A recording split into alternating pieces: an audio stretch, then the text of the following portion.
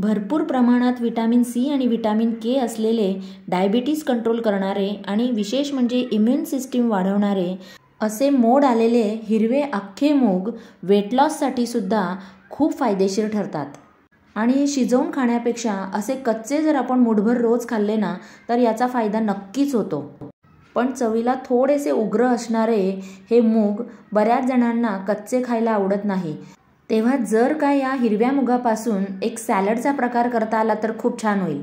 आणि त्यासाठी एका मोठ्या भांड्यात हे हिरवे मूग घ्यायचे, त्यात गरम उकळतं पाणी घालायचं। गरम उकळतं पाणी घातलं ना की त्यात मुगामध्ये असलेला उग्रपणा कमी होतो। त्यानंतर त्यामध्ये चवीपुरतं 1 चमचा मीठ घालायचं आणि पाव चमचा हळद घालायची। हे सर्व व्यवस्थित मिक्स करायचं आणि एक 5 ते 10 मिनिटं फक्त झाकून ठेवायचं।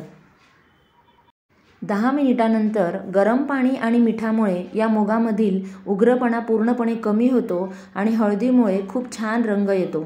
आता हे मूग सर्व चाळणीमधून गाळून घ्यायचे, म्हणजे ते पाणी सगळं काढून टाकायचं आणि ते कोरडे करून घ्यायचे। हळदीमुळे फक्त रंगच येतो असं नाही बरं का, हळद ही एक अँटीऑक्सिडंटचं काम करते। आता हे उग्र पाणी असं पूर्णपणे गाळून निथळून घ्यायचं आणि अशा प्रकारे हे मूग कोरडे करून घ्यायचे। आता हे कोरडे केलेले मूग एका बाउलमध्ये घ्यायचे, त्यामध्ये बारीक चिरलेला कांदा, काकडी, किसलेला गाजर, त्याचप्रमाणे बारीक चिरलेला टोमॅटो आणि भरपूर बारीक चिरलेली कोथिंबीर घालायची। हे सॅलड थोडंसं टेस्टी होण्यासाठी थोडं लाल तिखट, जिरेपूड, धणेपूड, मीठ आणि थोडेसे पांढरे तीळ घालायचे। वरून एक अर्ध्या लिंबाची फोड पिळायची आणि सर्व मसाल्यांची टेस्ट एकजीव होईपर्यंत व्यवस्थित मिक्स करून घ्यायचं। तुमच्या आवडीप्रमाणे यामध्ये तुम्ही एक छोटा चमचा ऑलिव्ह ऑइल सुद्धा घालू शकता। अशा प्रकारे तयार केलेलं हे हिरव्या अख्ख्या मुगाचं सॅलड खूप हेल्दी असतं। रोज सकाळी, रोज शक्य नसेल तर निदान आठवड्यातनं 3 दिवस तरी लहान मुलांपासून मोठ्यांपर्यंत अगदी मुठभर तरी हे खाल्लं पाहिजे।